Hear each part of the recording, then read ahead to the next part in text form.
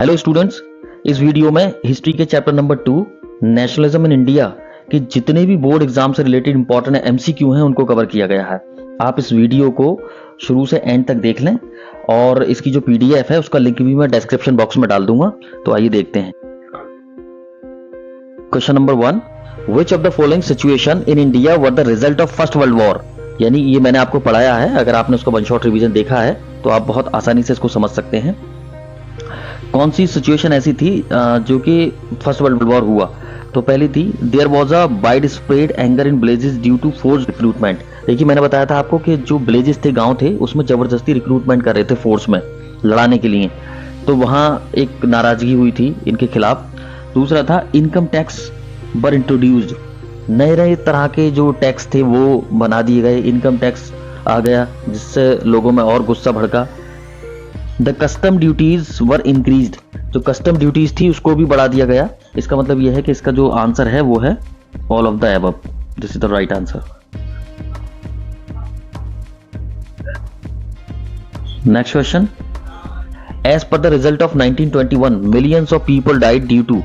देखिए ये भी पढ़ाया है मैंने कि जो सेंसस हुई थी 1921 में, उसमें किस वजह से लोग मारे गए थे। तो वो एपिडेमिक था, यानी जो एक महामारी फैल गई थी, बीमारियां आ गई थी, भूखमरी हो गई थी, उसमें लगभग 13 million people died.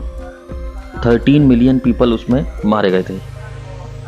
Next question, Mahatma Gandhi return to India in. Mahatma Gandhi Africa में थे और अफ्रीका से जब वो वापस आए तो कब आए थे? ये आए थे 1915 में। क्या आंसर है इसका? 1915। Question number 4, the famous Jallianwala Bagh massacre took place when there was an annual fair। ये मैंने बताया था आपको, जब जो बाग था अमृतसर में, वहां पर जिस दिन वो मीटिंग रखी गई थी और जिस दिन वो कांड हुआ था, लोगों को मारा गया था जनरल डायर के द्वारा, तो वो उस वक्त जो त्योहार था, कौन सा त्योहार था? तो वो बैसाखी का फेस्टिवल था, जाकर के जनरल डायर ने लोगों को मारा था। Question number 5, what was one of the main reason behind Mahatma Gandhi's decision to take up the Khilafat issue. यानी क्या रीजन था कि महात्मा गांधी जी ने खिलाफत जो आंदोलन था उसमें पार्टिसिपेट किया था? To bring unity among Hindu and Muslim, to bring more unity Christian and Muslim. तो इसका जो आंसर था वो था to bring more unity among Hindus and Muslim. Movement था वो चलाया था अली ब्रदर्स ने और ये मुस्लिमों के हितों के लिए था, लेकिन गांधी जी ने भी इसमें सहयोग किया, कोऑपरेट किया उन लोगों के साथ आने के लिए। उसका रीजन था क्योंकि गांधी जी चाहते थे more unity among Hindu and Muslim. वो चाहते थे कि हिंदू और मुस्लिम में यूनिटी हो जाए और आजादी हम आसानी से अंग्रेजों से ले लें। ये रीजन था कि गांधी जी ने उसमें पार्टिसिपेट किया। Next question, question 6, who is the author of the book Hind Swaraj 1909। यानी हिंद स्वराज जो बुक है वो किसने लिखी थी? तो हिंद स्वराज जो बुक लिखी थी वो लिखी थी महात्मा गांधी जी ने। Next question, at the Congress session in December 1920 a compromise was worked out at the non cooperation programme was adopted. यानी जो नॉन कोऑपरेशन शुरू करने के लिए, उसको स्वीकार करने के लिए जो सेशन हुआ था, उस कौन से सेशन में उसको स्वीकार किया गया था और कहां पर? तो वो था 1920 वाला जो हुआ था, ये हुआ था नागपुर में। इसको आप याद रखना, बहुत इंपॉर्टेंट है। नागपुर में एक सेशन हुआ था जिसमें नॉन कोऑपरेशन को अडॉप्ट किया गया। Question number 7, which of the following statement about the effect of the non cooperation movement are true. कौन सा स्टेटमेंट है जो नॉन कोऑपरेशन मूवमेंट के लिए सही है? आइए देखते हैं क्या हुआ था। The import of foreign cloth halved between 1921 and 22। क्या ये ठीक था? हाँ बिल्कुल ठीक था। जो इंपोर्ट हुआ था उसका जो फॉरेन क्लॉथ यहाँ भारत में आते थे, इंपोर्ट होता था उनका, तो वो 1921 से लेकर के 1922 के बीच में लगभग आधा हो गया था। यानी जो कुल इंपोर्ट होता था तो 102 करोड़ होता था, लेकिन नॉन कोऑपरेशन की वजह से वो 57 करोड़ रह गया, लगभग आधा हो गया। Next, production of Indian textile mills handlooms went up. Bharat के जो टेक्सटाइल थे, जब अंग्रेजों के कॉटन को, अंग्रेजों के क्लॉथ्स को बॉयकॉट किया गया और उनका यूज करना बंद कर दिया, तो भारत में जो भारतीय थे उन्होंने अपनी मिल्स खोलनी, टेक्सटाइल मिल्स खोलनी। तो ये बात ठीक है कि इंडियन टेक्सटाइल मिल्स खुली थी उस टाइम पर। In many places merchants and traders refuse to trade in foreign goods और फाइनेंस फॉरेन ट्रेड। जो मर्चेंट्स थे उन्होंने भी उनका ट्रेड करना बंद कर दिया था, जो विदेशी कपड़े थे या क्लॉथ थे। तो इसका जो आंसर है वो है ऑल ऑफ द अबव, यानी सभी true. Next question, the tribal people revolted against the British due to which of the following reason. Tribal जो लोग थे उन्होंने ब्रिटिश के खिलाफ मतलब एक रिवोल्ट छेड़ी, विद्रोह छेड़ा, उसकी वजह क्या थी। The tribal people were prevented from entering the forest to graze their cattle. देखिए जो ट्राइबल पीपल थे वो ज्यादातर जंगलों में रहते थे, अब उनके जंगलों में एंटर होने के लिए मना कर दिया गया, कानून बन गया अंग्रेजों के द्वारा। तो ये बात भी ठीक है, ये वजह भी थी उनका जो उन्होंने रिवोल्ट छेड़ी। The traditional rights of the tribal people were denied. उनके जो ट्रेडिशनल राइट्स थे जो शुरू से चले आ रहे थे उसको मतलब एक डिनाइड कर दिया गया, अस्वीकृत कर दिया गया अंग्रेजों के द्वारा। तो ये बात भी ठीक है, इस वजह से और वो भड़के। The tribal people were prevented from collecting fuelwoods and fruits, यानी जो अपना खाना और जो लकड़ियां वहां से कलेक्ट करते थे वो जंगलों से, और जंगलों में उनका जाना जो है वो रोक दिया गया। तो इस वजह से भी ये भी वजह ठीक है कि उन्होंने अंग्रेजों के खिलाफ रिवोल्ट छेड़ी। तो इसका जो ठीक है वो है all of the above. Next question, the plantation workers were not permitted to leave the tea garden without permission as were. यानी ये एक कानून बना था जिसमें ये था कि जो टी गार्डन्स हैं उसके अंदर जो मजदूर काम कर रहे हैं वो बिना अनुमति के गार्डन नहीं छोड़ेंगे, पहले पूछेंगे उसके बाद ही गार्डन छोड़ेंगे, वरना जब तक वो काम करते रहेंगे। तो वो जो एक्ट बना था उसका नाम था इनलैंड एमिग्रेशन एक्ट, 1859 में ये एक्ट बना था। वेरी वेरी इंपॉर्टेंट, आप इसको अच्छे से याद कर लीजिए। Next question, Gandhi ji decided to withdraw from the non cooperation movement in. कब गांधी जी ने नॉन कॉपरेशन मूवमेंट था उसको विड्रॉ किया, खत्म किया था। तो वो किया था 12 फरवरी 1922 को। क्यों किया था ये भी आपको पता है, क्योंकि गांधी जी नॉन वायलेंस में बिलीव करते थे और वहां जो नॉन कॉपरेशन की जो भीड़ थी उन्होंने चौकी को जला दिया था, जिसमें 22 पुलिसमैन और 3 सिविलियंस भी टोटल मारे गए थे उसमें। तो इस वजह से गांधी जी ने इसको खत्म कर दिया नॉन कॉपरेशन मूवमेंट को। Next question, and form Swaraj party, यानी किसने स्वराज पार्टी बनाई। तो चित्तरंजन दास, सीआर दास और मोतीलाल नेहरू ने स्वराज पार्टी फॉर्म की थी 1923 में। Simon commission arrived in India.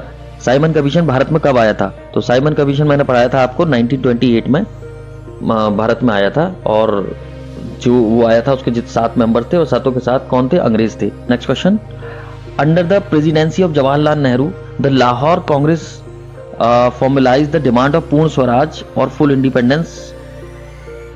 यानी जवाहरलाल नेहरू की प्रेसिडेंसी में लाहौर में एक कांग्रेस सेशन हुआ था जिसमें पूर्ण स्वराज्य की मांग की गई थी कि हमें पूरे का पूरा स्वराज चाहिए। ये हुआ था दिसंबर 1929 में। कब हुआ था, दिसंबर 1929 में। That's right answer.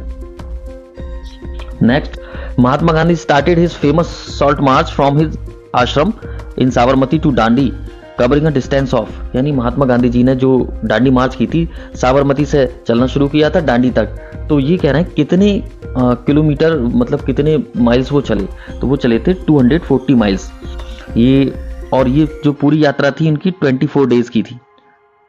24 दिन तक वो चले थे लगातार 78 लोगों के साथ, और ये जो है लगभग 390 किलोमीटर वो चले थे। कहां से, साबरमती से दांडी।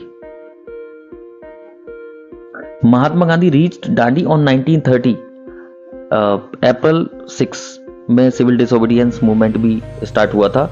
और वैसे तो गांधी जी 5 अप्रैल को पहुंचे थे और 6 अप्रैल को उन्होंने जो कानून था वहां का वो तोड़ दिया था। Gandhi Irwin pact was signed. Gandhi ji के और लॉर्ड इरविन के बीच में एक पैक्ट हुआ था, समझौता हुआ था। तो ये कह रहे हैं ये कब हुआ था, तो वो हुआ था 5 मार्च 1931 को। This is the right answer. ये आप याद कर लें, ये मैचिंग के लिए आ सकता है। Which of the following was the reason for calling off non cooperation movement. यानी कौन सा रीजन था कि गांधी जी को जो नॉन कॉपरेशन मूवमेंट था उसको कॉलिंग ऑफ करना पड़ा, बंद करना पड़ा। ये मैप में भी आता है, तो देखते हैं। Pressure from the British government, यानी ब्रिटिश गवर्नमेंट का प्रेशर था? नहीं। गांधी जी अरेस्टेड, क्या गांधी जी जाकर के अरेस्ट हुए थे? नहीं। सेकंड राउंड टेबल कॉन्फ्रेंस भी नहीं था, ये था चोरी चोरा इंसिडेंट। और ये 5 फैब 1922 को मतलब चौकी में आग लगा दी थी, जिसमें 22 पुलिसमैन जल करके मर गए थे, तो वो चोरी चोरा इंसिडेंट थी। तो गांधी जी ने ये 12 फैब 1922 को वापस ले लिया। Next question, what was the purpose of imposing the Rowlatt act? क्या पर्पस था कि रॉलेट एक्ट को लाना पड़ा? तो रॉलेट एक्ट में क्या था? The Rowlatt Act forbid the Indians to qualify administration service. ये मैंने बताया था कि रॉलेट एक्ट, अगर आपने वन शॉट रिवीजन देखा है तो उसमें बताया था कि रॉलेट एक्ट एक ऐसा कानून था जिसमें किसी व्यक्ति को पकड़ करके जेल में 2 साल के लिए डाला जा सकता था। तो इसका आंसर कौन सा होगा? D, the Rowlatt Act authorise the government to imprison any person without trial and conviction in the court of law. यानी किसी भी व्यक्ति को पकड़ करके जेल में डाला जा सकता था 2 साल के लिए, और वो ना तो अपना वकील कर सकता ना कोई दलील दे सकता था। Next question, certain events are given below, choose the appropriate chronological order. यानी ये कुछ घटनाएं हुई थी आज़ादी के टाइम पर, तो आप देखिए कौन सी किस टाइम हुई थी और उनको एक क्रोनोलॉजिकल ऑर्डर में लगाइए। पहली देखते हैं, कमिंग ऑफ साइमन कमीशन कब आया था? ये 1928 में भारत आया था। डिमांड ऑफ पूर्ण स्वराज्य, पूर्ण स्वराज्य ये लाहौर सेशन में हुआ था 1929 में। नेक्स्ट है गवर्नमेंट ऑफ इंडिया एक्ट, ये लिखा है पहले से ही 1919। चंपारण सत्याग्रह ये हुआ था 1917 में। अब इसका एक ऑर्डर है, आप लगा लीजिए कैसे कैसे होगा। पहला तो हो गया डी, इसके बाद नेक्स्ट कौन सा है? सी, इसके बाद ए और फिर बी। ये इसका एक क्रम हो गया। Arrange the following sequence in which the events occurred. कौन कौन सी इंसिडेंट हैं? Chauri Chaura, Khilafat, second round table conference, civil disobedience movement.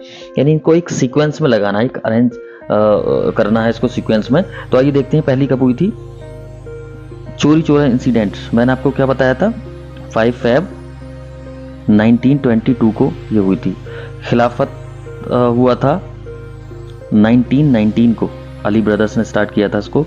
Second round table conference हुई थी लंदन में 7 सितंबर 1931 को। और सिविल डिसोबीडियंस मूवमेंट हुआ था 6 अप्रैल, जब गांधी जी ने नमक कानून तोड़ा था उसी दिन, 6 अप्रैल 1930 को। अब आप देख लीजिए पहला कौन सा आना चाहिए। तो खिलाफत पहला हो गया, यानी कि सेकंड वाला जो रो है वो ठीक है। Option B is right. First 1922 और फोर्थ सिविल डिसोबीडियंस 1930 और थर्ड वाला सेकंड राउंड टेबल ये सबसे लास्ट में हुआ था, तो ये लास्ट, तो यानी answer is B is right. Simon Commission was boycotted because, Simon Commission क्यों उसका बॉयकॉट किया गया? तो उसका रीजन ये था, मैंने बताया था आपको, जब साइमन कमीशन बना था तो उसमें कोई भी भारतीय मेंबर नहीं था, जितने भी थे सारे के सारे विदेशी थे। तो इसका कौन सा ठीक होगा? There was no Indian member in the commission, this the right answer.